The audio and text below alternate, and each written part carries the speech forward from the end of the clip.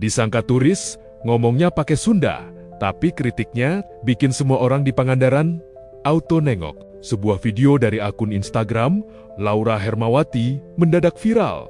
Bukan karena sensasi, tapi karena isi pesannya yang sederhana. Tapi, kena banget. Di video itu, seorang perempuan yang banyak orang kira bule justru menyampaikan kritik tajam soal kondisi wisata di pantai Pangandaran. Mulai dari ATV yang bebas lalu lalang di pasir, klakson telolet yang bising, sampai soal kebersihan yang dinilai masih jauh dari ideal. Mumpung engagement Instagramku lagi bagus, aku mau manfaatin untuk mengkritik pemerintah, terutama pemerintah Pangandaran ya. Karena biasanya kalau viral baru didengar, semoga. Yang pertama, aku rasa Pangandaran itu yang dijual adalah pantainya. Tapi yang aku rasakan ketika ke pantai ada rasa nggak nyaman dan juga cemas. Karena ketika kita mau jalan kaki atau berenang, selalu diramaikan oleh pengguna ATV, pengguna motor cross, yang biasanya banyak anak kecil, ngebut membahayakan sekali bagi anak-anak dan orang di sekitarnya. Apakah boleh berkendara di pantai? Kenapa nggak kita buat sosialisasinya, disampaikan kepada orang yang menyewakan bahwa tidak boleh di pantai, akan ada denda, aturan itu diperketat, dijaga oleh lifeguard mungkin, atau jaga lembur supaya melarang orang-orang masuk ke pantai yang pakai ATV. Dan tetap berlakukan batasan usia, karena anak kecil mereka belum bisa mengkontrol apa yang mereka lakukan. Dan itu bahaya banget. Yang berikutnya, banyak nih. Kayaknya pendapatannya lumayan banyak ya. Kenapa sih nggak beli alat berat, mobil yang membersihkan pantai setiap pagi, ada petugasnya? Kayaknya itu akan sangat bermanfaat. Meskipun tetap ya, ini harusnya kesadaran orang-orang untuk tidak membuang sampah. Tapi dari pemerintah mungkin bisa menyediakan fasilitas tersebut. Yang berikutnya, sudah cukup dengan patung-patung marlin dan tank baja juga ada. Itu kayaknya ngeluarin dana yang gede banget. Kenapa sih nggak dimanfaatin untuk kayak saluran airnya belum bagus, suka banjir kalau hujan, trotoarnya buat jalan kaki belum enak. Mungkin kadang orang mikir perubahan itu harus besar, padahal yang kecilnya aja belum beres. Gimana kita mau jadi sebuah destinasi besar kalau hal-hal kecil ini nggak diperhatiin? Tapi yang bikin publik kaget, perempuan ini ternyata bukan turis. Namanya Laura Hermawati atau akrab disapa Ola. Ia adalah warga asli Pangandaran, lahir dan besar di sana. Bahkan, ia fasih berbahasa Sunda. Dan mungkin justru karena itu, kritiknya terasa lebih dalam. Bukan sekadar komentar dari pengunjung, tapi suara dari seseorang yang punya ikatan emosional dengan tempat itu. Intinya di komen ini dia bilang, kamu WNA, kamu jangan mengkritik pemerintah Indonesia, nanti kamu bisa kena batunya gitu. Kang Kadir, punten. Dele ngaran urang teh Laura Hermawati. Ariwati teh lain ngaran Amerika, lain ngaran Prancis, lain ngaran Spanyol. Wati teh ngaran Sunda. Garut, Pangandaran, Lobawati. Aya Purwati, aya Hermawati, Herawati. Wati, ieu teh Wati. Nyong teh ngomong Jawa, teh ngomong Sunda. Nang Pangandaran akeh bahasane kok teh ngapa ora. Sok. Dalam unggahannya, Laura menyebut kritiknya sebagai hal yang sederhana. Tapi kalau didengar baik-baik, justru disitulah letak kekuatannya.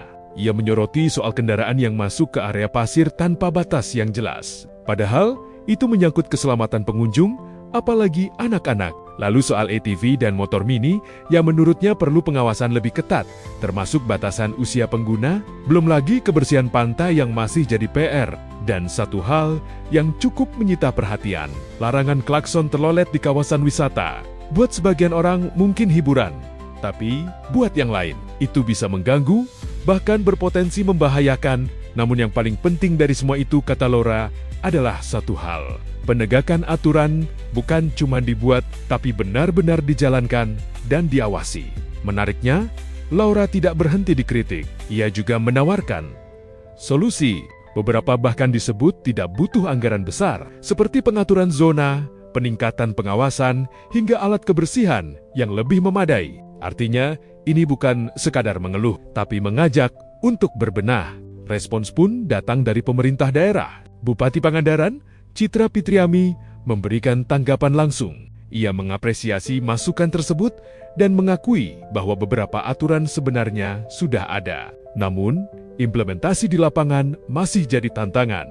jumlah wisatawan yang tinggi tidak sebanding dengan petugas pengawasan yang terbatas. Saat ini, pendekatan yang dilakukan masih bersifat persuasif dan bertahap, sambil terus dievaluasi. Tujuannya jelas, menciptakan kawasan pantai yang lebih tertib, aman, dan nyaman. Di sisi lain, kolom komentar justru jadi bukti bahwa suara Laura bukan satu-satunya. Banyak warganet yang merasa akhirnya ada yang ngomongin ini. Ada yang bilang terganggu dengan ATV, ada yang berharap sistem kebersihan diperbaiki, dan ada juga yang secara terbuka mendukung Laura untuk terus menyuarakan perubahan. Artinya, ini bukan sekadar viral, ini adalah keresahan yang selama ini mungkin hanya dipendam. Lalu, siapa sebenarnya sosok di balik viral ini? Laura Hermawati bukan orang baru di dunia pariwisata. Ia pernah menempuh pendidikan di Sekolah Tinggi Pariwisata Bandung. Dengan latar belakang keluarga yang juga bergerak di sektor wisata, orang tuanya memiliki usaha homestay di Pangandaran. Mamaku akan marah aku membuat konten ini. Jadi ceritanya dia tuh pindah dari Paris ke Indonesia tahun 80-an, jadi WNI terus bikin penginapan atau homestay. Tapi dari dulu, lama banget, harganya tuh nggak naik-naik, masih sekitar 180 ribuan startnya. Alasannya kenapa pasti ditanya jawabnya muter-muter. Mama masuk ke urusan diri, kalau udah nggak urusan diri kayak gak ada kerjaan sekali. Mama masuk ke bicara sama tamu, cerita-cerita.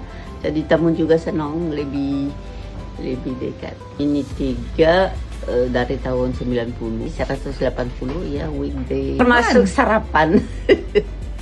Ya Mini 3 itu tempatnya homey, ada plus, ada minusnya, nggak ada parkir juga, tempatnya santai, nggak bisa dimahal-mahalin, ini mah cukup banyak yang cari harga begitu. Paling dinaikin kalau lagi libur, lagi Idul Fitri.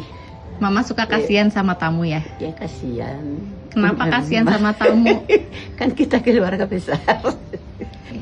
Berarti menurut Mama cukup ya Mam ya? Masih cukup. Jadi ada orang yang memang berbisnis untuk uang. Tapi mamaku berbisnis untuk apa ya? Dengan hati. Makanya gak banyak uangnya, tapi hidupnya sederhana. Mandinya pakai gayung.